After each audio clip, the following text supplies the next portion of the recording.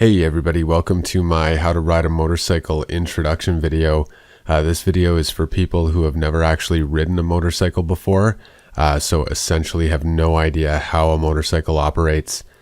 Maybe you're just getting old enough to get your license finally, or maybe you've just retired and you've wanted one all your life and decided now's the time. Or perhaps you're going on vacation somewhere and they offer a motorcycle tour. It's something you want to do. Whatever the case may be, we're going to try and get you up and running as fast as possible.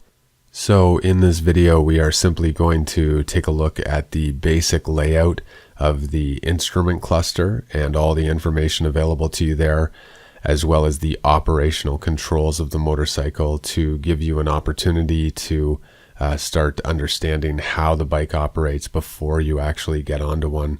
We're going to start at the top at the instrument cluster, take a look at everything there. Then we're going to move down to the hand controls, then the foot controls, and see how both those tie in together. And then at the very end of this video, considering it is a video for people who are new to motorcycles, may not have already bought their first bike, I'm going to quickly weigh in on the whole question of should first-time riders get big bikes or small bikes? Does it matter? That first bike, it can be a difficult decision to make for you if you don't necessarily have a lot of reference around, if you haven't ridden a lot of bikes. So I'm going to give you my opinion on that, and maybe that can help you make up your mind and pick the right bike for you. And as you can see, we're using Kawasaki's gorgeous ZX-10R for our model bike for this video. This is the street version of the Kawasaki Racing Team ZX-10R race bike that has been pretty much dominating the World Superbike Championship for the last 4 or 5 years now. So I guess if you're going to start somewhere, you might as well start right at the very top. And being that I hate long introductions to how-to videos, let's get to it. So here we are at the instrument cluster on our ZX-10R. As you can see, this is a digital dash. Not all bikes have this style of dash. Some will still have the old round analog needle style instruments. But no matter which one you have, they're going to all give you the same basic important information to help you operate the bike safely. Starting with the most obvious is the speedometer. The speedometer is what tells you your speed. If you get a bike that has this digital style dash, the speedometer will be the biggest, most obvious number to you on the dash. If you have a bike that has the old round analog style instruments, the speedometer is a separate instrument to itself, usually on the left-hand side of your instrument cluster. Next, we have the tachometer. That's what tells you the RPM of your engine, or how hard your engine's revving. On this digital dash, the tachometer is that big sweeping bar across the very top of your instrument cluster. On an older bike that has the round analog style instruments, it will be a second round instrument, usually to the right of your speedometer. No matter which one you have, they all essentially just tell you how hard your engine's revving. Pretty much all sport bikes have a tach. If you do get into riding cruisers or older style bikes, they may not have a tach. You don't really need it because the engine's right there, and you can usually get a pretty good idea through the vibration and the sound how hard the engine's revving. That being said, I do like having one, and pretty much all sport bikes will have a tach on them.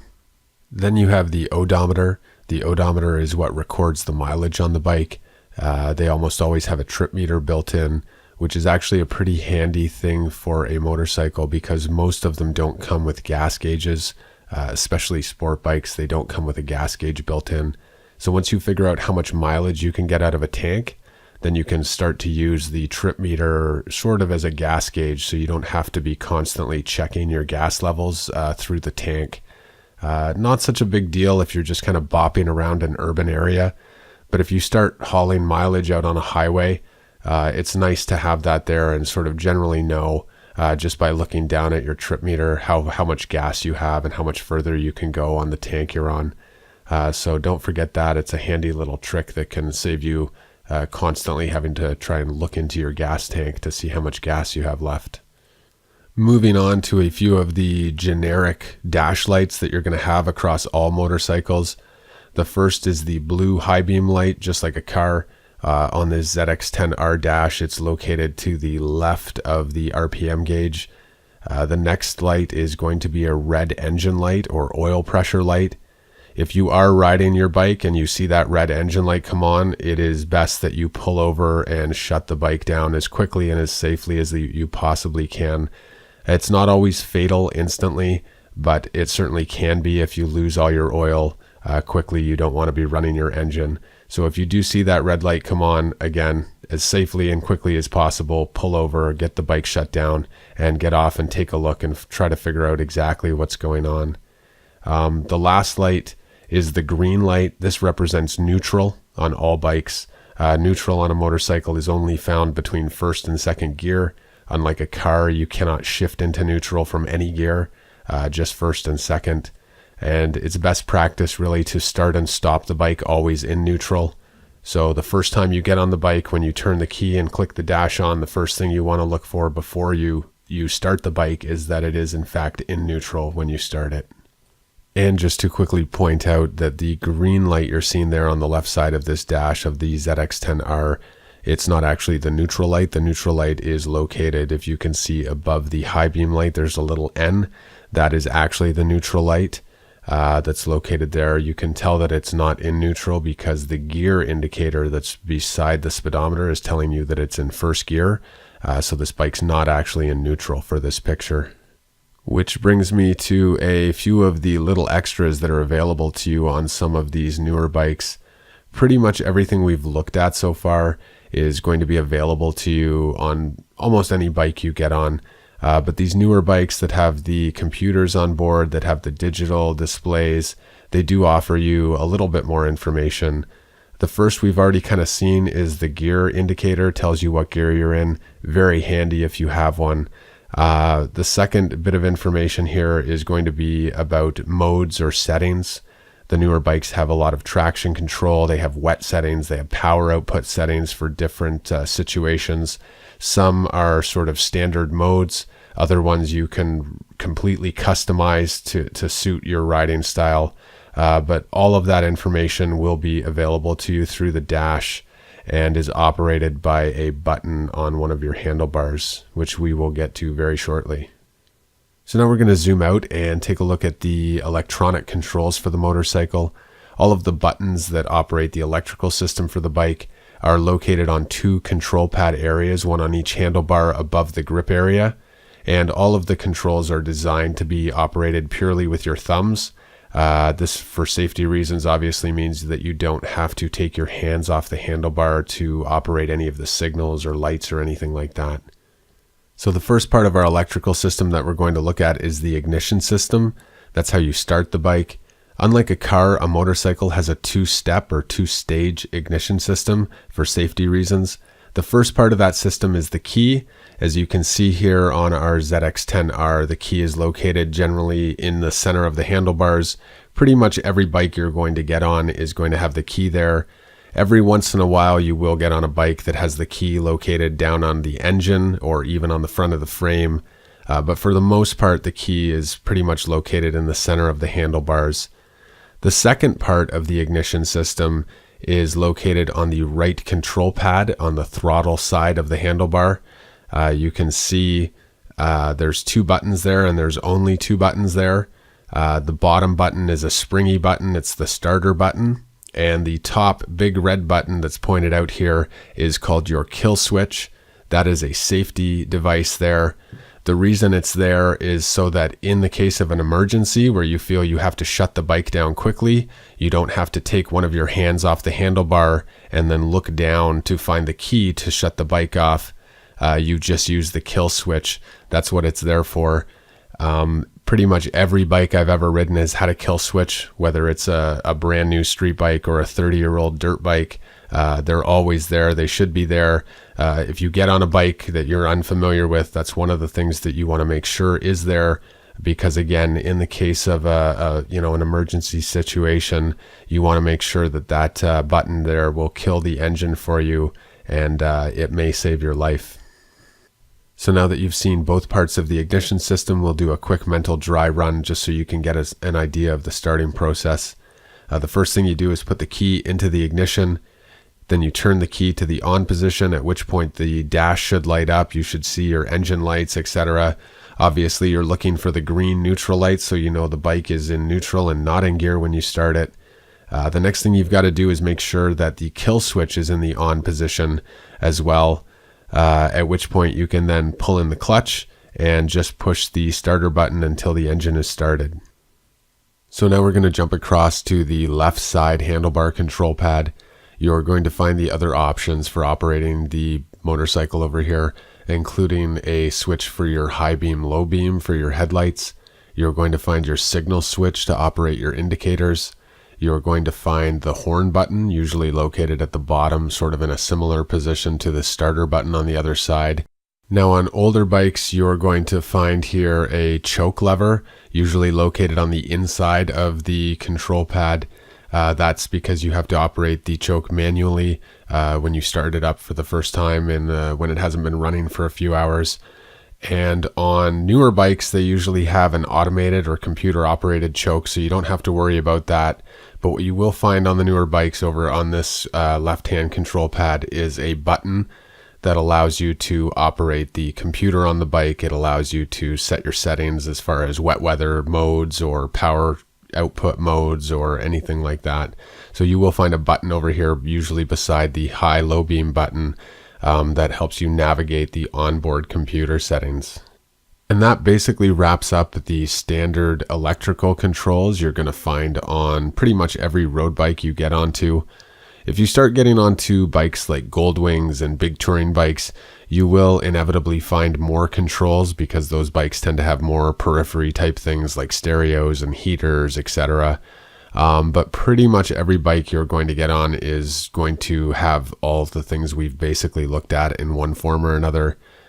And so now we've looked at the instrument panel, all the information there.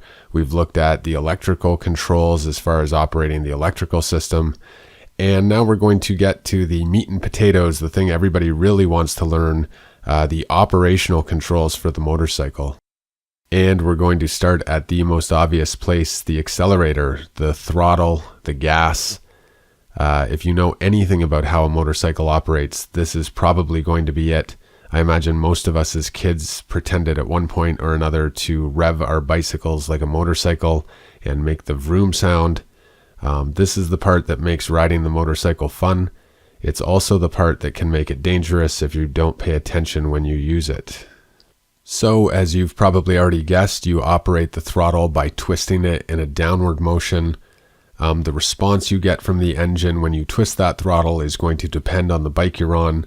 In general, sportier, more tuned bikes are going to have a faster response. The RPMs are going to climb much more quickly, and smaller, less tuned bikes will climb or rev much more slowly. But in general, one of the biggest mistakes that first-time riders do is they get on, they start the bike up, and then they proceed to open the throttle all the way, which of course, because there's no load, because you're not moving and that engine isn't being required to push any weight, the engine then redlines, over revs, and usually scares the person because they didn't expect it. So the first time you get on the bike and you start it up, the first thing you want to do is just slowly open that throttle a little bit, just twist it a little bit, and sort of feel the engine rev and let it fall back down to an idle. Rev it a little bit more, get a sense of it. And what you're really trying to do there is build what's known as throttle control. Throttle control is essentially a sense between the throttle in your hand, the engine revving underneath you, and to a further extent, the traction at the tire level, the traction between the tire and the road.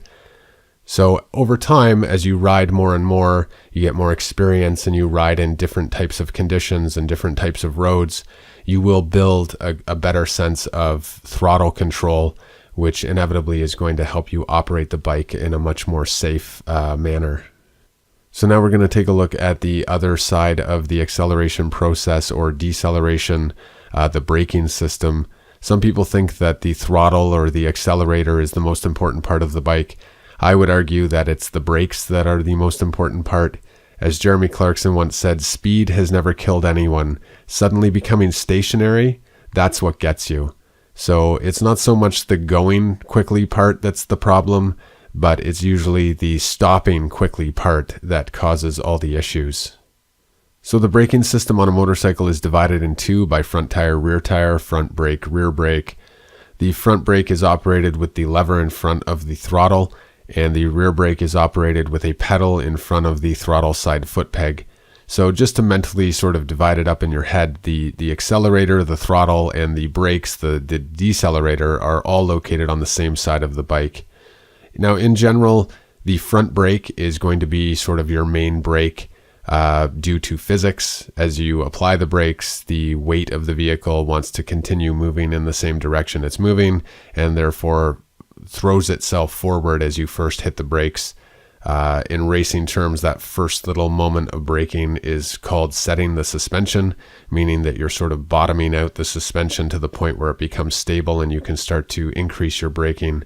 But in general, the front brakes on any motorcycle, really any vehicle, the front brakes are the ones that do 75 to 80% of the braking.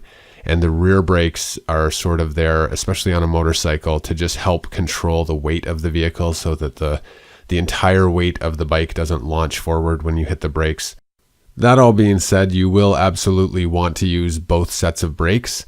You may use them differently in different situations.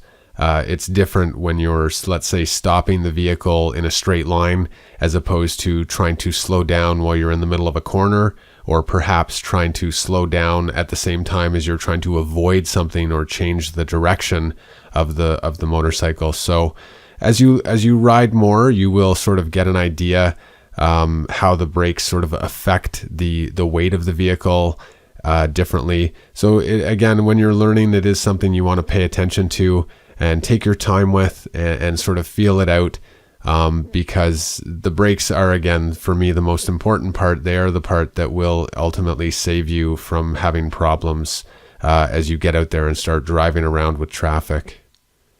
So now we're going to flip over our motorcycle and take a look at the transmission side of the bike, the other half of the acceleration process, I guess. Unlike most cars on the road, which are automatic, pretty much all motorcycles are standard or manual transmissions. There are a few that have automatic transmissions, but they're pretty rare, and they tend to be light little cruiser type bikes. But most bikes are going to have a manual transmission, which means you have to shift manually through the gears up and down. That's a two-part system. So the first part is the clutch, which is operated with the lever up on the left side handlebar. And the other part is the gear shifter, which is the little pedal in front of the left side foot peg that shifts up and down and allows you to shift up and down through the gears.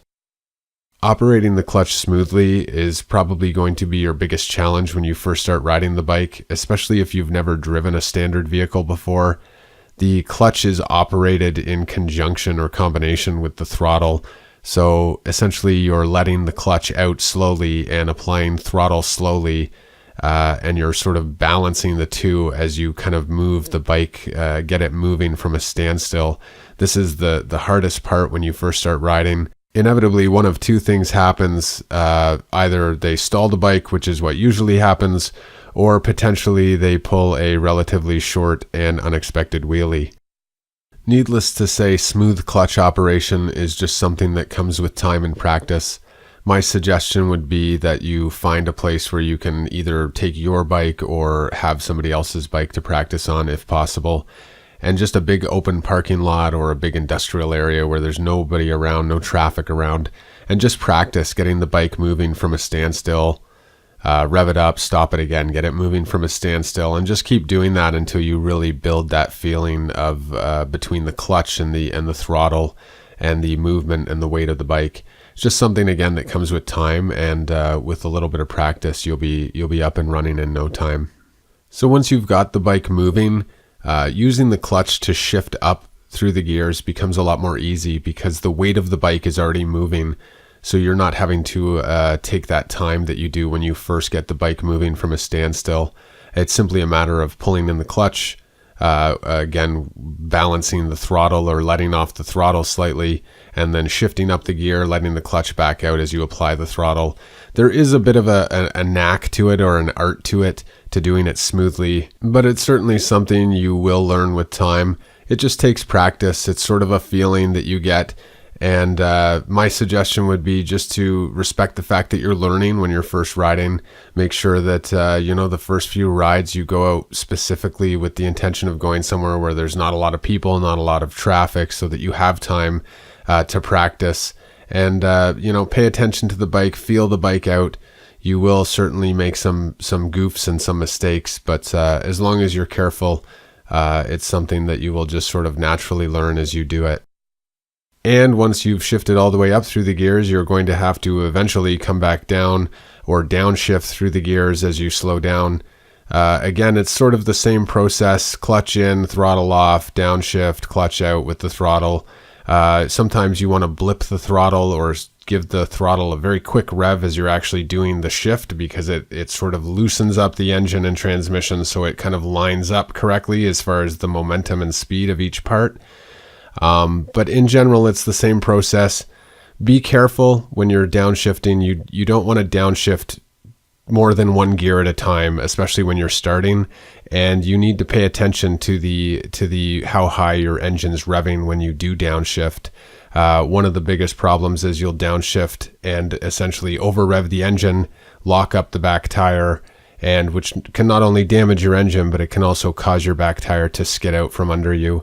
So take your time, respect again that you're learning, and feel your way through it. And like I said, as you do it more and more, you will naturally learn how to do it better and better.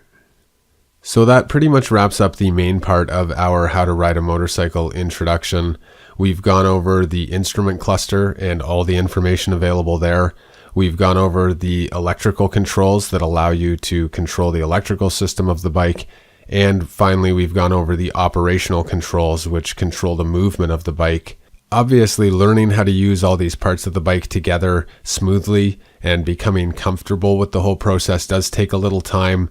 So if you're struggling on the front end with the clutch or the braking or something, don't worry, be happy. It takes time. Just accept that you're learning, and give yourself the time to learn at your own speed and your own level. Sometimes that can be hard if you've got, let's say, friends that already have bikes and you're just learning. You get out for a ride with them. They've got a lot more experience than you do. They've got a lot more time on the seat and behind the handlebars. So they're obviously going to be better. If you're in that situation, just, ride at your own level. Tell them up front, I just got this. I'm just learning, so I'm going to be taking it easy. You guys do what you want to do. After that, the biggest piece of advice that I would give first-time riders is just to pay attention out there. Most importantly, paying attention to traffic. But just as importantly, in my opinion, when you're learning to ride, you need to be paying attention to road conditions. Road conditions that don't affect you in a car can have a big impact on how you have to ride the bike in order to be safe. A little bit of sand on the road, or a little bit of moisture, or a pothole, in a car, it's not really a huge deal. But on a motorcycle, it can be a very huge deal, and it can be the difference of you keeping the bike upright or not. So as you're learning to ride, you need to also be learning to become a little more aware of the road conditions. Just because you can do a certain thing or a certain angle in a corner on one piece of road doesn't necessarily mean that you can do that on a different piece of road. Roadways are different, tarmacs are different, the asphalt's different, the wear is different, the age is different.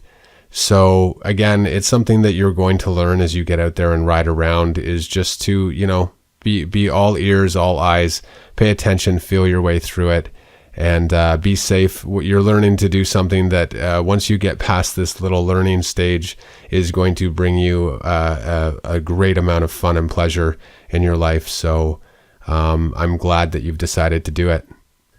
And so finally, we move on to the question of, does size matter?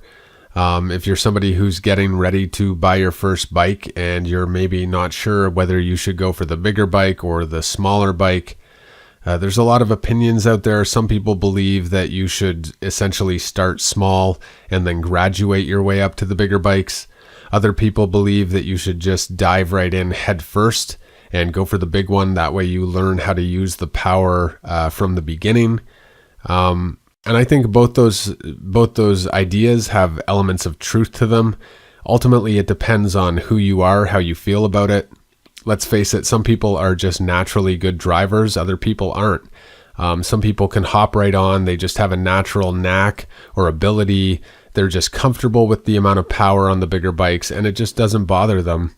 So ultimately, what matters, I think, is how do you feel about it? If the thought of getting on a bigger bike kind of scares you, then maybe perhaps you should go for the smaller one and then work your way up, because ultimately the size of the bike, I think, is less important than you riding around feeling nervous or having any type of fear in you. I don't think fear is a helpful emotion. And so, again, if the thought of the bigger bike really does scare you, you don't necessarily feel you have the skills or the ability to handle it, then don't. Go for the smaller one, work your way up. The worst thing that's going to happen is you're gonna ride that for a year or two. You're going to get comfortable with it. You're going to get a new bike, and then you're going to have experience on 2 bikes instead of 1. So either way you do it, I think it can work in your favor. Now, there are also other factors besides those subjective factors we just looked at that sort of revolve around you, what type of driver you are, what type of person you are, how you feel about it. There are other factors that are a little more objective that can help sort of determine what type of bike might be better for you given your particular situation. So a few of those for me would be, first of all, are you going to be doing a lot of riding on a lot of those big multi-lane highways? I spent years riding in and out of the city on those big 3, 4, 5 lane multi-lane highways. And in my personal opinion, if that's something that you're going to be doing regularly, you might want to think about leaning towards something that's on the bigger end. The reason for that is twofold. First of all, most importantly, I think you have the power of the bike to remove yourself from dangerous situations. That's one of the biggest advantages that a bike has, is that you can sort of accelerate quickly out of a bad or dangerous situation. The second thing is that they tend to be heavier. So when you're dealing with, trucks passing you, big transport trucks, they push a lot of wind off the front end of the truck, and it can really blow you around, especially on, depending how the wind's blowing, it can really blow you around. So the bigger bikes also tend to be heavier. They have a little more weight holding the tires to the ground, sort of planting them to the ground, making them a little more stable when you're dealing with a lot of traffic around you. Another thing to consider is whether you're going to be having a passenger on your bike on a regular basis. If you're going to be having somebody doubling with you on the bike, again, you might want to look at something a little bit bigger. I find especially with the sport bikes, you really tend to notice the lack of torque on the bottom end when you put a second person on there. Certainly the smaller 300-400 size bikes, CC bikes, even the 600 bikes, when you put somebody on there, you really do notice off the line as you start. You need a lot more time to accelerate, brake, everything. And so with the bigger bikes, you feel that lack a little bit less. The bigger bikes, again, have a little more torque on the bottom end, so they just handle that extra weight a little more easily. So that's another consideration. If you're going to be doing that regularly, or you're planning on having somebody ride with you regularly, then again, it might want to push you to something that's a little bit on the bigger end. And finally, one last thing to consider is whether you're planning on going on big, long motorcycle tours, planning on getting on the bike and riding for days or even weeks. Again, you would probably want to be leaning towards something that's bigger. Most of those big touring bikes tend to have bigger engines for the simple reason that they can sit at those highway speeds and kind of rev pretty comfortably. They're not too loud. I find even with the 600s that when you get them at highway speed and you're just kind of sitting there cruising at highway speed, those bikes can get a little revvy. It can get a little irritating. They have to rev so much harder to keep up that higher speed. And so that's why a lot of the touring bikes have the bigger engines. They're designed to just sit there, comfortably ride down the highway at the highway speed without over revving the bike for hours on end without any issues. And so that might be one last thing you would consider if you were trying to decide what size bike would be right for you. So that wraps up our how to ride a motorcycle introduction. I truly hope you got something out of this. I hope you have a better understanding of how a motorcycle operates. If you've never actually ridden one and you're still feeling a little bit overwhelmed, don't worry, be happy. This is just the first step. I have a feeling that when you actually come time to sit on a bike and you sit down on the seat and you put your hands on the handlebars, I think you're going to feel like you have a good understanding of how a bike operates already. And if you're still listening all the way at the very end, thank you. That's really the biggest compliment you can give. It means hopefully you got something out of this. I'm going to try to do more of these how to ride a motorcycle videos soon. I've also got some other MotoGP vlog stuff. I've got some bad driver compilations, a whole bunch of things. So check out my other videos, hit the like, hit the subscribe, leave a comment, let me know what you think, and stay tuned for more.